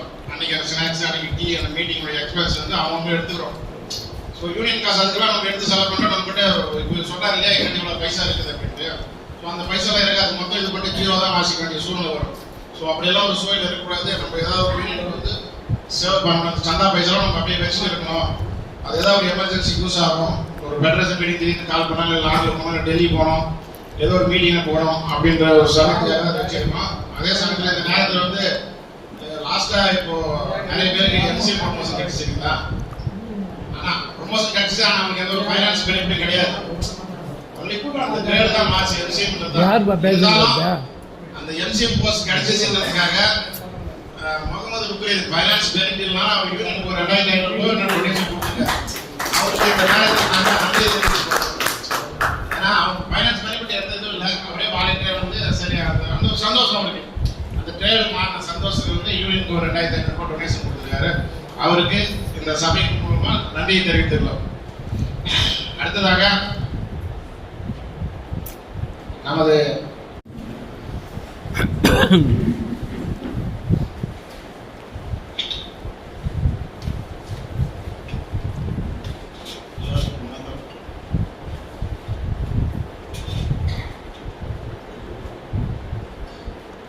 Mic set பண்ணானு.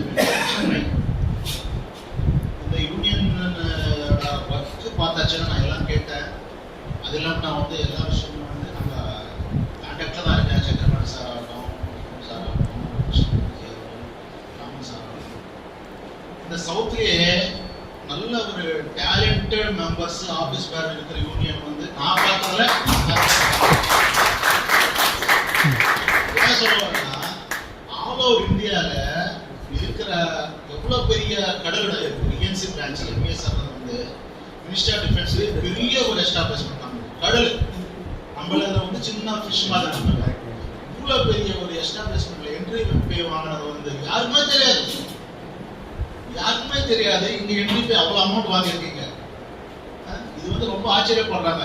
ஃபெடரேஷனே சொல்லுது, எப்படி எங்க வாங்கினீங்க, பாலிசி எங்க இருக்கு. அப்புறம் வந்து அந்த மீட்டிங்ல பாலிசி கொடுத்தாரு ராமன் சார். அப்பதான் வந்து மக்களுக்கு தெரியுதோ என்ட்ரி பேன்றது ஒன்று இருக்குது. ஸோ இது இந்த மாதிரி கிளைம் பண்ணிக்கலாம், தொழிலாளிகளுக்கு இந்த மாதிரி பேமெண்ட் வரணும்னு சொல்லி அப்பதான் தெரியுது. ஸோ அப்போ நான் என்ன சொல்ல வரேன்னா, இங்கே அவ்வளோ கிளவர்ஸ் இருக்காங்க, அவ்வளோ விஷயம் தெரிய சப்ஜெக்ட் தெரிஞ்ச ஆஃபீஸர் நம்ம இந்த ஆர்ப்பாட்டத்தில் இருக்காங்க.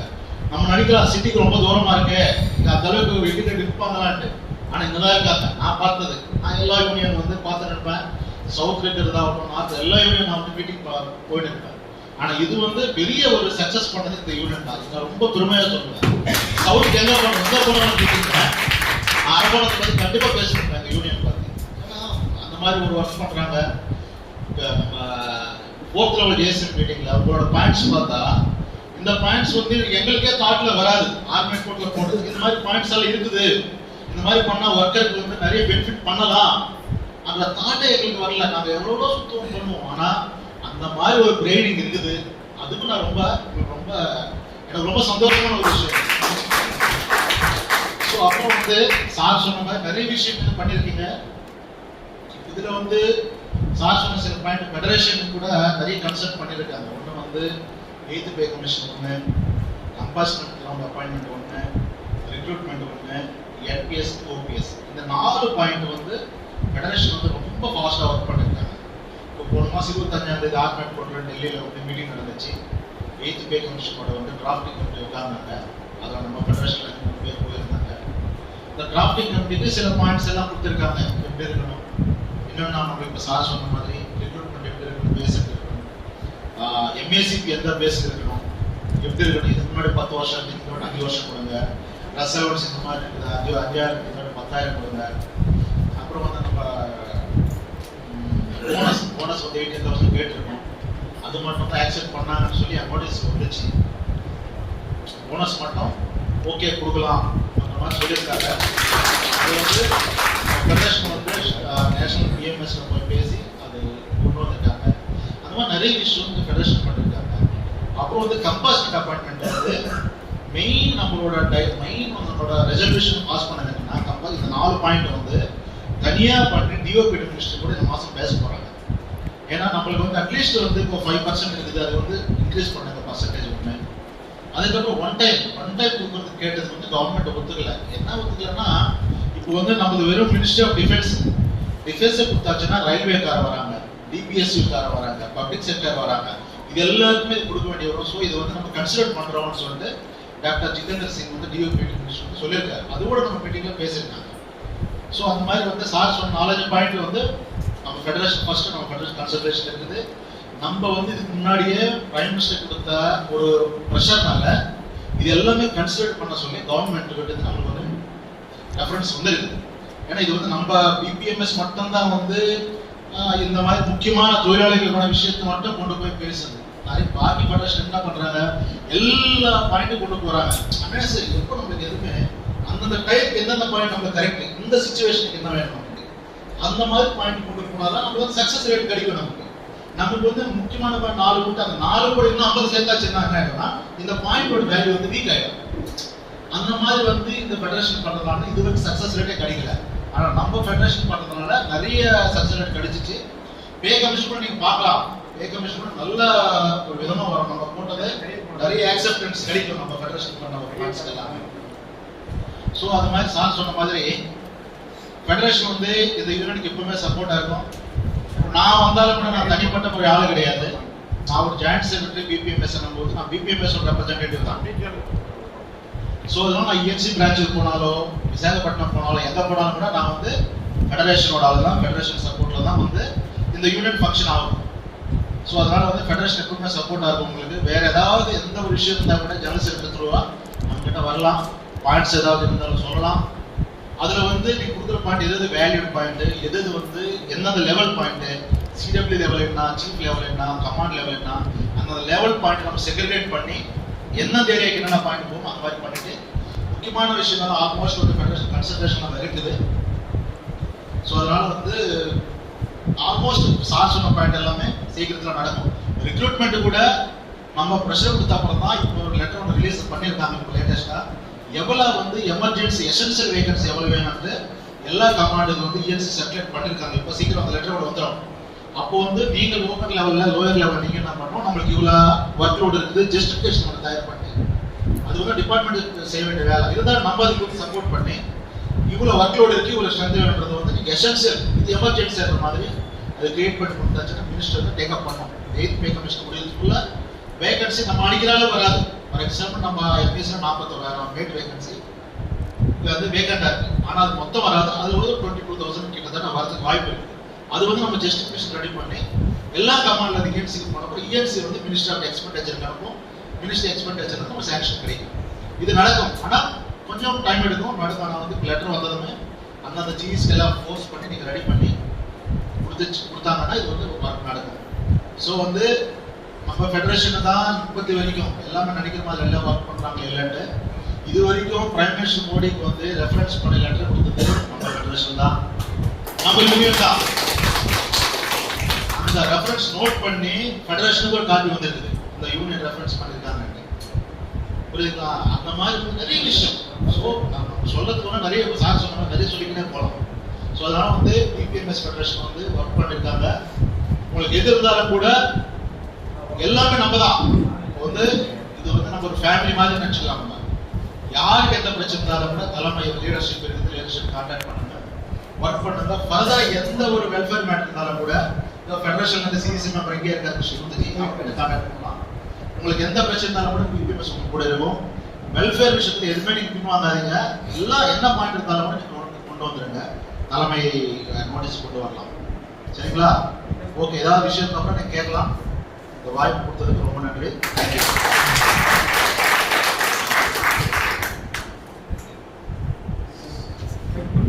तेरे पे राम कुछ तेरे में ही क्या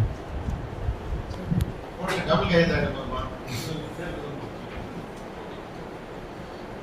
நமது சிறப்பு அழைப்பாளர் சொல்லியிருப்பார் ஃபெடரேஷன்ல என்ன போயிட்டு இருக்கு, ரெக்ரூட்மெண்ட்டுக்கு என்ன ஆக்ஷன் நடக்குதுன்னு கிளியராக சொல்லியிருக்காரு. ஏன்னா அதுதான் நம்மளுடைய பேச. ப்ரொமோஷன் டிலே ஆகலாம், ஓகே அதை வாங்கிக்கலாம், இதெல்லாம் பண்ணிடலாம். ஆனால் ரெக்ரூட்மெண்ட் வேணும். நம்ம பின்னாடி நம்மளுடைய பிள்ளைங்களுக்கு வந்து வேலை வாய்ப்பு உண்டு பண்ணுறது தான் நம்மளுடைய ஒவ்வொருத்தருடைய கடமை. நமக்கு முடிஞ்சிச்சு, நமக்கு வேலை கட்டிடுச்சு, நம்ம ரிட்டையர் ஆகிட்டு போகிறோம், நமக்கு பென்ஷன் கட்டிடுச்சு அப்படின்னு கிடையாது. அதனால தான் ஓல்டு பென்ஷன் வேணும். இன்னைக்கு வரையும் அந்த என்பிசி யூபிஎஸ் வச்சு அதை கூட ஒத்துக்கல ஃபெடரேஷன் போராடினே இருக்காங்க. அந்த ஓல்டு பென்ஷன் தான் வந்து ஒரு எம்ப்ளாயிஸ்க்கு வந்து சேஃப் அப்படின்ற ஒரு இதில் அவங்க அந்த போராட்டத்தை விடலை ஃபெடரேஷன். ஸோ இந்த நேரத்தில் நம்மளுடைய மெம்பர்ஸ் கூட 53 பேருக்கு ஏன் நன்றி சொல்ல வரோம்னா, லாஸ்ட் ஜெனரல் பாடியில் நாங்கள் ரிக்வஸ்ட் பண்ணோம், 20 ரூபாய் சந்தா அமெண்ட்மெண்ட் பண்ண முடியல. அமெண்ட்மெண்ட் ஏன் பண்ண முடியும்னா, நம்ம யூனியனுடைய பைலா காப்பி ஒரிஜினல் வந்து தூக்கிட்டு போயிட்டார் ஒருத்தர். அவர் யாரும் இல்லை, நம்ம சேகரி அவருக்கு கொடுக்கல. நாங்கள் எவ்வளோ டைம் அதுக்காக எத்தனை டைம் அவர் வீட்டுக்கு போய் கடைசியாக வந்து இப்போ நாங்கள் ஒரிஜினல் வாங்கி இப்போதான் ஒரு 3 மாதம் 4 மாதம் ஆகுது வாங்கிட்டோம். அது சார் ரொம்ப ஹெல்ப் பண்ணார். நம்ம தத்தாத்தேக சார் வந்து நிறைய தொழில் பண்ணி அவர் மூலயமா தான் ஒரு இன்ஃப்ளூயன்ஸ் ஆளை யூஸ் பண்ணி போயிட்டு அந்த நம்ம இப்போ அந்த ஒரிஜினல் பைலா வந்து ஒரிஜினல் காப்பி நம்ம வாங்கிட்டோம். இப்போ வந்து நாங்கள் அமெண்ட்மெண்ட் பண்ணிடுவோம். சாரை வச்சுக்கிட்டு வந்து இப்போ நாங்கள் என்னென்ன அமெண்ட்மெண்ட் அதில் பண்ணணுன்றது 2-3 போஸ்ட் கொஞ்சம் ஆட் பண்ணணும். சந்தை நம்ம 20 ரூபாய் இதில் நாங்கள் பண்ணிடுவோம் அமெண்ட்மெண்ட். ஜெனரல் பாடிக்கு அப்புறமா யூனியன் ரிம்ப்ளேஸ்மெண்ட் போவோம். அதுக்கப்புறமா அடுத்து தான் நம்ம 1 மாதம் 2 மாதம் கழிச்சு ஒரு அமெண்ட்மெண்ட் போடுவோம். ஸோ அதனால தான் அவங்களுக்கெல்லாம் வந்து ரிசிப்ட் வந்து 5 ரூபாய் தான் கொடுத்துருப்பாங்க, 60 ரூபாய் தான் கொடுத்துருப்பாங்க. ஆனால் நீங்கள் 240 ரூபாய் கொடுத்துருக்கீங்க. ஸோ அது கணக்கில் இருக்கும். ஆனால் புக்கில் நாங்கள் ஷோ பண்ண முடியாது, ஏன்னா இது வந்து ஆடிட்டுக்கு போகுது. ஸோ ஆடிட்டுக்கு எப்படின்னா நம்ம பைலாவில் இருக்கணும். பைலாவில் என்ன சொல்ல அந்த சாந்தா தான் எங்களால் வசூல் பண்ண முடியும். அன்னபிஸில் வாங்கிக்கலாம், டொனேஷன் வாங்கிக்கலாம், அதை வாங்கிக்கலாம். அன்னபிஸில் வந்து அதனால தான் நாங்கள் ஷோ பண்ணோம். அதுக்கு கோஆப்ரேஷன் பண்ணவங்க அண்ணனுக்கும் தொழிற்சங்க சார்பாக உங்களுக்கு நன்றி. அனைத்து எம்ப்ளாயிஸ்க்கும் ஒரு நன்றியை தெரிவிக்கிறேன். அடுத்ததான் ஏதாவது 10-2 பேருக்கு ஏதாவது யூனியன் வந்து இப்படி நடந்தா நல்லா இருக்கும், ஏதாவது பாயிண்ட்ஸ் உங்களுக்கு ஏதாவது இருந்தால் சொல்லுங்க, அதை நோட் பண்ணிக்கிறோம். அடுத்து எங்களை செயல்படுத்தி நல்லா இருக்கும். ஏதாவது ஒரு பாயிண்ட்ஸ் இருக்கு, இந்த பாயிண்ட்ஸ் சொல்லுங்க, நாங்கள் நோட் பண்ணிக்கிறோம். இது காமன் இஷ்யூ இல்லாட்டி இது அந்த மாதிரி 1-2 பாயிண்ட் ஏதாவது இருந்தால் சொல்லுங்க. ஏன்னா அடுத்து வந்து நம்ம வந்து அடுத்த ஆண்டுக்கான எலெக்ஷன் ஆஃபீஸ் பேரை டிக்ளேர் பண்ண போகிறோம்.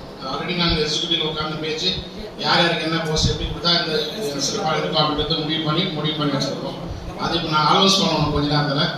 ஸோ இதுக்கிடையில் வந்து உங்களுக்கு ஏதாவது ஒரு பாயிண்ட்ஸ் ஏதாவது இருந்தால் சொல்லுங்கள்.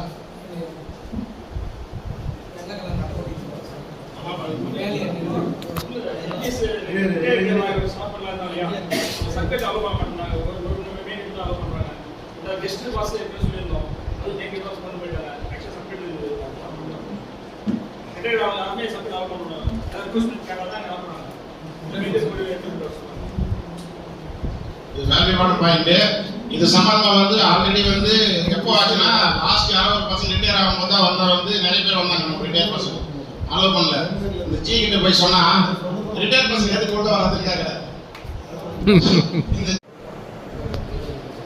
நண்பர்களே, ரீஸ்ட்ரக்சரிங்ல இருந்து நம்முடைய எம்பிஎஸ் எம்ப்ளாய்ஸ் யூனியனுடைய செயல்பாடு மிக அரிதான ஒரு விஷயமா போயிட்டு இருக்குது. அதன் அடிப்படையில் தான் இன்னைக்கு ஒரு என்ட்ரிபேவும் மற்றபடி ஒரு ப்ரொமோஷன் இந்த விஷயம்லாம் நடந்துருக்குது. நாம பாராட்டணும்னா வேற யாரும் பாராட்ட போறாங்க. அதனால இது போராடும் சங்கம், இது பாடுபடும் சங்கம், இது பாட்டாளிகளின் சங்கம், உண்மை பேசும் சங்கம், உறுதி படைத்த சங்கம், உழைக்கும் மக்கள் சங்கம், நலம் விரும்பும் சங்கம், நாடு போற்றும் சங்கம். நாடு போற்றும்னா பிஎம்கே லெட்டர் எழுதி அது இன்றைய அருமையான சங்கம், அசராமல் எழுதும் சங்கம், அதிகாரிகளுக்கு ஆலோசனை கூறும் சங்கம், ஆளுமை உள்ள சங்கம், அற்புதமான சங்கம், அனைவருக்குமான சங்கம், என்ட்ரி பே பெற்று தந்த சங்கம், எதற்கும் அசராத சங்கம் என்இஎஸ் எம்ப்ளாய்ஸ். நன்றி.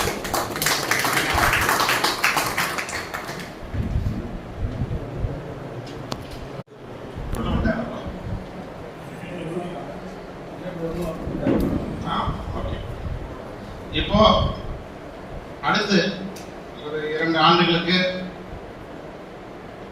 இப்போ தேர்ந்தெடுக்கப்படக்கூடிய ஆபீஸ் பேரர் தான் உங்களை வழி நடத்துவாங்க. நிறைய பொறுப்புகள் இவங்களுக்கு இருக்கு. ஸோ அதையெல்லாம் யோசிச்சு தான் இந்த ஒரு பாடியை நாங்கள் அமைச்சிருக்கோம்.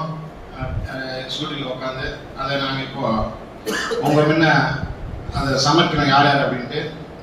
இந்த வருஷம் நாங்கள் புதுசாக ஒரு இது பண்ணியிருக்கிறோம். ஒரு கௌரவ தலைவர் நம்ம வைக்கிறோம். அவர் யாருன்னா நமது இளம் புயல் என் தத்தாத்திரேய அவர்களுக்கு அவர்கள் கௌரவ தலைவர் வந்து இந்த சங்கத்துக்கு. அடுத்து செயல் தலைவர் வந்து எம் பரமானந்தம்.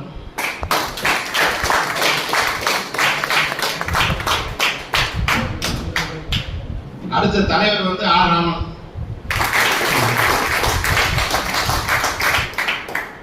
துணைத் தலைவர் எம் பாண்டுரங்கன், டி பரமசிவம்.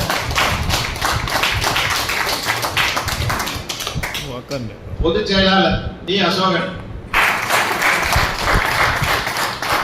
ஒரு தலைவர் இருக்கிறாரு. இப்போ அவருக்கு வந்து செயலாளர் போஸ்ட் கொடுத்துட்டு பொறுப்புகள் நிறைய. ஏன்னா அவர் செய்யறாரு. நான் சொல்லிட்டேன் டிராப்டிங் எல்லாம் நான் இருக்கிறேன், நீங்க இதை பண்ணுங்க அப்படின்ட்டு. ஏன்னா அப்பதான் இவங்கெல்லாம் வந்து 32 வரைக்கும் சர்வீஸ் இருக்குது.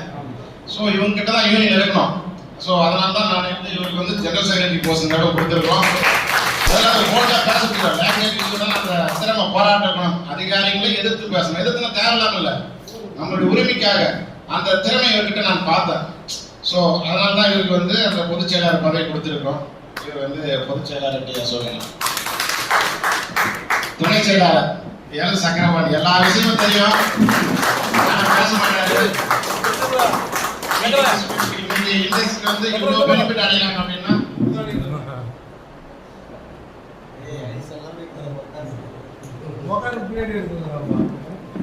இப்படிப்பட்ட ஒரு ஆள் வந்து நமக்கு கிடைக்கிறது ரொம்ப கஷ்டம்.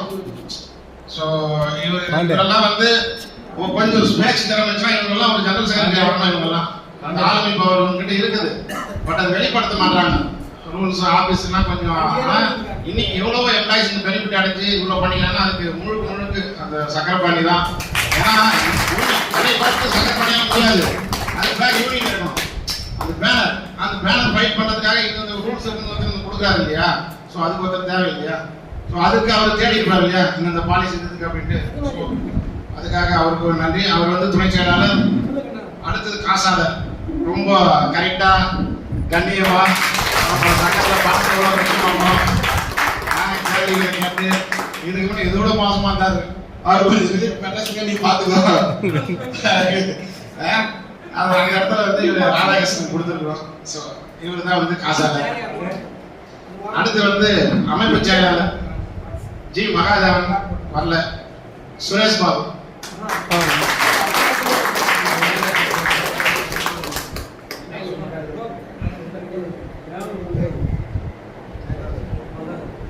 ஃபங்க்ஷன் அடுத்ததாக அலுவலக செயலாளர் பி பாஸ்கர்.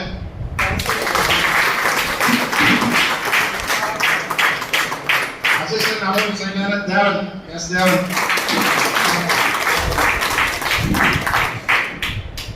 சங்க ஆலோசகர் சி கிருஷ்ணமூர்த்தி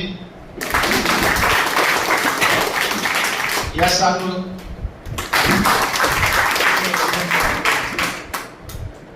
காரிய கமிட்டி உறுப்பினர் அடுத்து. இது ரொம்ப யூனியனுக்கு வந்து ஒரு முக்கியமான போஸ்ட். காரிய கமிட்டி உறுப்பினர்கள் ஒரு டிசிஷன் எடுக்கலாம். இது நிறைய பவர்ஸ் இருக்கு அஞ்சு. ஸோ ஆஸ் பர் பைலா பிரகாரம் நமக்கு 5 பேர் எலிஜிபிள் இருந்து இப்போ இந்த காரிய கமிட்டி மெம்பர் யாருன்னு சொல்றோம். எம் அன்பு,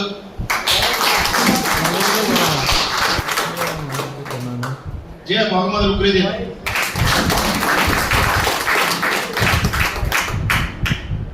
பி திருநாகர்ஸ்,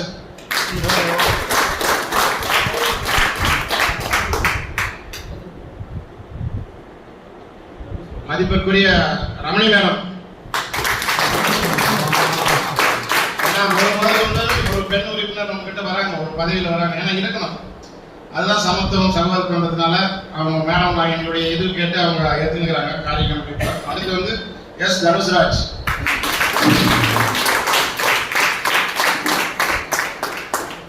இதுதான் வந்து அடுத்த 2 ஆண்டுக்கு இவங்க வந்து செயல்படுவாங்க. அடுத்து எப்போ மீட்டிங் சுந்தரராஜ் அதெல்லாம் நம்ம பொதுச் செயலாளர் வந்து அவ அப்பே அடுத்து வந்து என்னுடைய மொத்தம் அந்த ஜியை போட்டு போயிட்டாருல்ல. ஏன்னா சைக்கிள் காரணமா டிரைவர் இல்ல, அவர் லிஃப்ட் ஆபரேட்டர். சுந்தரராஜ லிஃப்ட் இவரே ஆபீஸ் எம்டிஎஸ். சோ அது அடுத்து அந்த கட்டம் நடக்கும். கிளர்க் எங்க இருக்காரு? நம்ம ஜெபிஎஸ் பாக்குறோம். அடுத்ததாக சாப்பாடு வந்து அவங்க கவர் கொடுப்பா. அவ எடுத்து வந்து அப்படியே வச்சு அப்படி கூட எப்படி யூஸ் பண்ணிருக்கோம். இதெல்லாம் அடுத்து டைம் இருக்கு. சரி ஏங்க பேக் பண்ணுங்க. அத ஒரு கவர்ல போட்டு வைங்க. 2 பேர் போதாங்க. 2 பேர் போதுமா? 2 பேர் போங்க. 2 பேர் போட்டு போங்க போதும். 10 பேர் போடுங்க. இதனுடைய வளர்ச்சியும் வளரப்போற விதத்தையும் ஐயா திரு ராமன் அருமையாக விளக்கி இருக்கின்றார். சாதனைகள் சொல்லியிருக்கிறார். அந்த சாதனைகளிலிருந்து எத்தனையோ பேர் பலன் அடைந்திருக்கிறார். பெருமிதம் இந்த சங்கத்துக்கே போய் சேரும். அப்படி இருக்கையில இன்னும் நிறைய விஷயங்கள் சொல்லியிருக்கிறார். அது முக்கியமானது ஒன்று, இந்த தனியாரை அதாவது கான்ட்ராக்டர் ஒர்க் பண்றவங்களுக்கு வந்து நான் விரும்பி செய்யணும்னு ஆசைப்படுறாரு. அது போடக்கூடிய ஒரு விஷயம் தான். ஏன்னா நம்மளும் மாதிரி தான் அவங்களுக்கும் குடும்பம் வந்து வாட்டர் வந்து படுத்துது. இந்த சங்கத்துல அங்கம் வகிச்சு நிறைய பொறுப்புகளை சுமந்து நிறைய அதிகாரிகளை சந்திச்சு நம்மளுடைய தொழிலாளர்களுக்கான குறைகளை நேரடியாகவோ லெட்டர் மூலமாகவோ எழுதி அதை நமக்கு பெற்று தந்த இந்த சங்கத்துக்கு இந்த தருணத்துல நன்றி தெரிவிச்சுக்கிறோம். அதே சமயத்துல இந்த சங்கத்திற்கு மேலும் ஒரு சேர்க்கக்கூடிய சில விஷயங்களை அவங்க வந்து பாயிண்ட் எடுத்து வச்சிருக்கிறாங்க. பெருமிதமா இருக்குது. மேலும் நமது ராமநாயகி அவர்கள் ஒரு சொன்னார், இந்த சங்கத்தை அடுத்தபடியாக வந்து சேர்க்கக்கூடிய அதாவது வாரிசுதாரன் சொல்லிக்கலாமே. அப்படி செய்யணும்னு என்ன பண்ணுவோம், அப்பாயின்மெண்ட் இருக்கணும். அப்பாயின்மெண்ட் இருந்தாதான் வந்து இந்த சங்கத்தை ஒருவரை செய்யணும்னு சொல்லிட்டு அருமையா சொல்லியிருக்கிறாரு. அப்பாயின்மெண்ட் பண்ணணும்னா அதுக்குண்டான வேலைகளை வந்து இந்த சங்கத்தின் நிர்வாகிகளை சங்கத்தினுடைய செயலாளர்கள் ஹையர் அத்தாரிட்டியில் இருக்கிறவங்க வந்து செயல்பட்டு அது திறம்பட செயல்படணும். அது இல்லைனாக்கா ஆள் இல்லா கடையில டீ ஆகிற மாதிரி தானே. அதனால இந்த சங்கத்தினருடைய அங்கத்தினர்களுடைய பெரும் முயற்சி வெற்றி பெற எல்லாம் வல்ல ஆண்டவனை கேட்டுக்கிறேன். இந்த சங்கத்தினுடைய கடைக்கோடியாக இருக்கப்பட்ட நான் அங்கத்தினராக இருந்தாலும் பல உரிமைகளுக்காக போராடி இந்த சங்கத்தினர் போராடி என்ட்ரி பே என்ன எத்தனை விஷயங்கள் செய்திருக்கிறாரு. சாதனைக்குரிய விஷயம். ஆனால் எங்களுக்கு லிஃப்ட் ஆபரேட்டர் சோதனைக்குரிய விஷயம். அந்த சோதனைக்குரிய விஷயம் தான் ஒன்றும் இல்லை. இந்த காலகட்டத்துல நடக்கக்கூடிய ஒரு விஷயமே எங்களுக்கு நடக்க மாட்டேங்குது. இழுபறிய எம்ஏசி 2023 அதை எத்தனை முறை பேசுறாங்க. இப்போ புதுசா சொல்றாங்க ஃபண்ட் இல்லை, எல்லாம் முடிஞ்சிடுச்சு. அதை நீ சொல்ற ஃபண்ட் இல்லை. இப்ப திரும்ப ஐயா ராமகிட்ட வந்து இதை நான் வந்து ஒரு முன்னாடி நாள் இந்த மாதிரி சொல்றாங்க திரும்ப இப்போ ஜி சொல்லியிருக்காங்க. இந்த மாதிரி சில விஷயங்கள் முடியாத விஷயம்.